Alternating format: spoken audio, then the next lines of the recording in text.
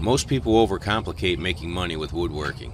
They think they need a huge shop, expensive tools, a bunch of experience, and some complicated business plan before they can even start. But that's usually what keeps them stuck. The truth is, simple projects can be enough to get moving, especially when they're useful, easy to build, and the kind of thing people already want around their homes. I found a woodworking guide that explains how people are doing it from home with basic setups and beginner-friendly projects. If you want access to the same woodworking guide, the link's in my bio.